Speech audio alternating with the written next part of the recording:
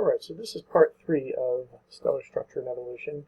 We finished last time by talking about the first 2 of the 4 laws of stellar structure. And when you consider a star to be made of layers of material, from the outer layers all the way to the inner layers, it's very easy to kind of understand what's going on. First of all, we had continuity of mass, which said the mass of all the layers when you add them up is equal to the mass of the star.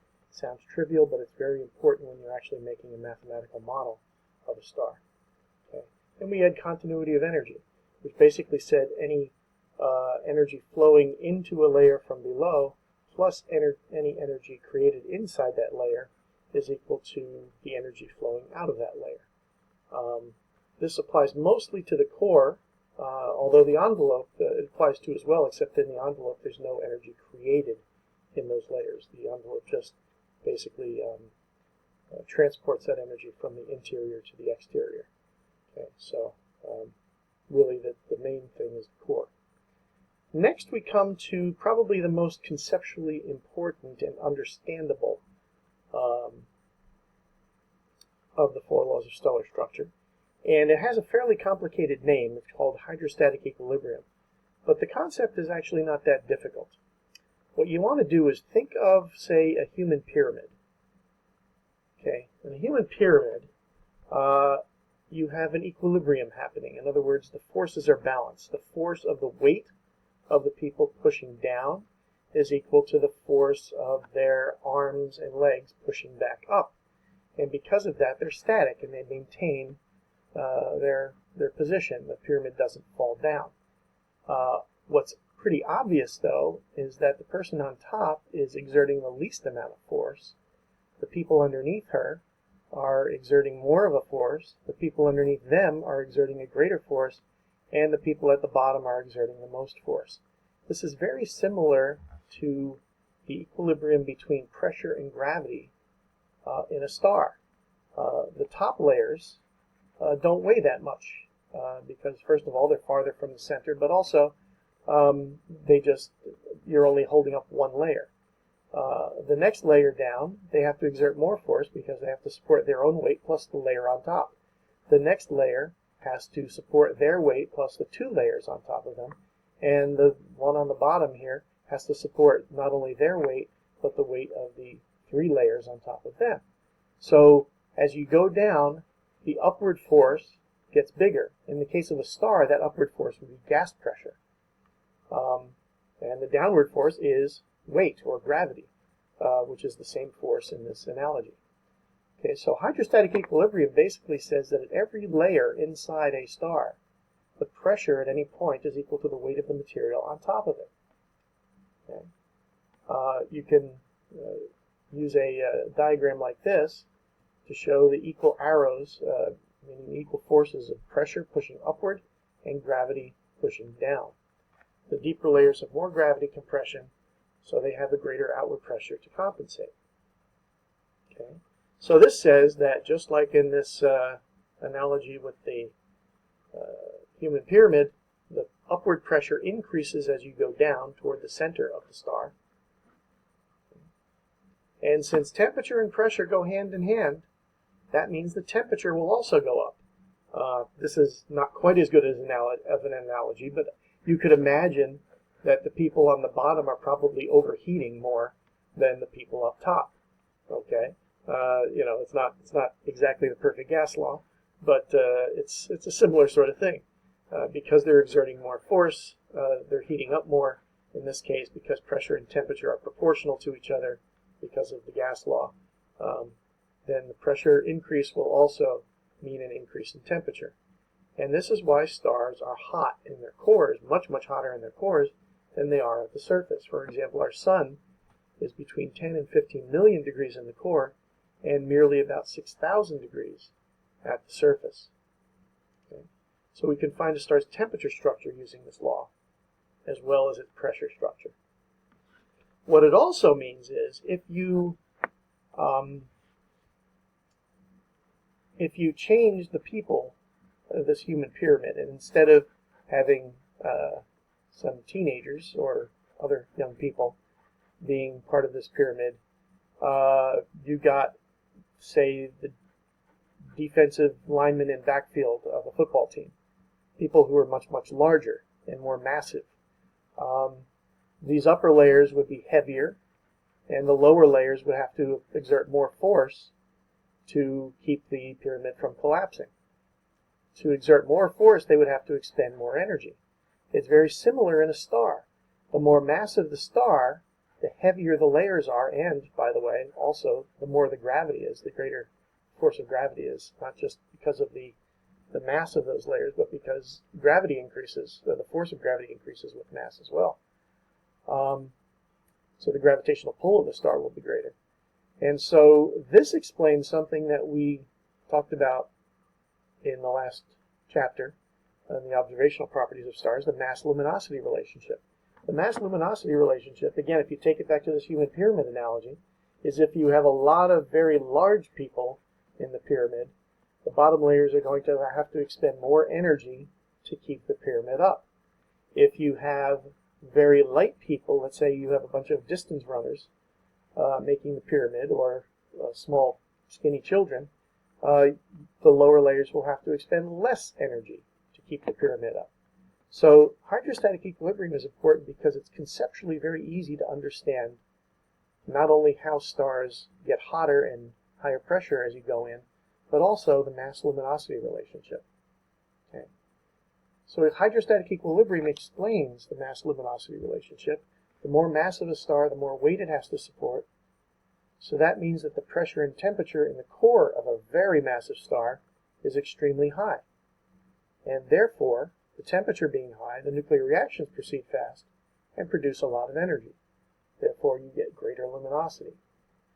Okay. So another way of putting this, a very easy way of putting it, is that massive stars must generate a great deal of energy to support the tremendous weight. And that's why you have the mass-luminosity relationship on the main sequence. As the main sequence mass goes up to the upper left of the HR diagram, the luminosity goes up tremendously. And it's a very, very sensitive relationship. Remember that the luminosity is proportional to mass to approximately the 3.5 power. So this is why luminosity is so sensitive to mass. And astronomers can actually do this analytically with mathematics and show from the hydrostatic equilibrium equation that there should be this approximate relationship. Okay, the fourth law of stellar structure is also fairly simple, but it results in the very obvious result that stars shine. Thermodynamics basically tells us that energy always flows from hot to cold. Energy flows from a hot area to a cold area. That's why, for example, you want to insulate your house in the winter. You want to keep the heat in. That's why you put a coat on in the winter. You want to keep your body heat in so that it doesn't flow out into the environment. So energy transport says that energy flows from hot to cooler regions in a star. And we've just found out from hydrostatic equilibrium that temperature is hottest at the center of a star and coolest at the surface, and then empty space is much colder still. And so this is why stars shine. Energy produced in the core travels to the cooler surface, where it escapes into cold interstellar space. Okay. All right, so those are the 4 basic laws of stellar structure. Now, let's talk a little bit about how stars evolve. Now, evolution is really not a good word for this because, biologically speaking, evolution means several different generations of species change as they are born and then die. But for stellar evolution, what we're talking about is how a single star goes through its lifespan. And again, a lifespan is sort of a bad word too, because stars are not really living things. They are inanimate objects. But we think of a star's existence as its life, and if you want to make that analogy, then it kind of works. So stellar evolution, basically, we talked about how stars form, and then they, for a very long period of time, 90% of their life, become main sequence stars. When they're main sequence stars, they have hydrogen fusion in their core. That's how they produce all of their energy. They are very well behaved, very well understood. But eventually the hydrogen is going to run out. And so we'd like to estimate how long that's going to be. A star's main sequence lifetime depends on two things: the amount of fuel and the rate of consumption. Okay? A typical analogy would be is if you have oil heat in your house, you get a delivery of oil at the beginning of the winter. Will it last you all winter? Well, the amount of time that oil will last depends on the amount of fuel your tank holds divided by the rate of consumption, the rate at which you burn it. For a star, it's very similar. The amount of fuel is the mass of the core of the star, which is proportional to its total mass, and the rate of consumption is how fast that mass is burned, its luminosity. So basically, on top, what you have is mass. On the bottom, what you have is luminosity. So if you put an M up here and an L down here, what do you get? Well, it's easier is if you put an M up here and we put an M to the 3.5 power down here. Remember, the luminosity of a main sequence star is proportional to the mass to the 3.5 power. So if you have M to the 1 power divided by M to the 3.5 power, what you find is that that becomes 1 over mass to the 2.5 power. So the lifespan of a star is inversely proportional to the star's mass to the 2.5 power. What that's saying is the bigger the number is down here, the much less time the star spends as a main sequence star, the shorter its main sequence lifespan is. Okay? So the thing that comes out of this is main sequence lifetime of a star depends on its mass, but it depends inversely on a very high power of the mass. So stars with more mass live shorter lives, and not just a little shorter, a lot shorter. And stars with less mass live longer lives, not just a little bit longer, but a lot longer. Okay? And if you want to actually find out what the main sequence lifetime is in years, what we do is on top, instead of putting a 1, is we say, okay, we're going to put the lifespan of the sun, which we happen to know is about 10 billion years, and on the bottom, the mass we use would be solar masses. Okay, so you have 10 to the 10th divided by the mass of the sun in solar masses. So this is a very, very useful equation. Okay, the lifespan on the main sequence of a star is 10 to the 10th years, 10 billion years, divided by its mass in solar masses to approximately the 2.5 power. Now again, this is an empirical law. It's not exact. It's based on the empirical mass-luminosity relationship. So you're not going to get an answer to, accurate to within 8 digits. It's going to be accurate to the first few digits, but that's about it. Okay. So let's see what that says. Okay. Main sequence lifetimes. If you put 3 on the bottom of that equation, you have 10 to the 10th divided by 3 to the 2.5 power, you'll get about 260 million years. Okay. So a 3 solar mass star, even though it has 3 times as much fuel as the sun, will only live about a little more than 1/20th of the sun's lifespan. Okay. That's a very, very large reduction in its lifespan. A 30 solar mass star will only live for 5 million years. So if you take the previous page equation, 10 to the 10th divided by 30, 30 to the 2.5 power, you're going to get only 5 million.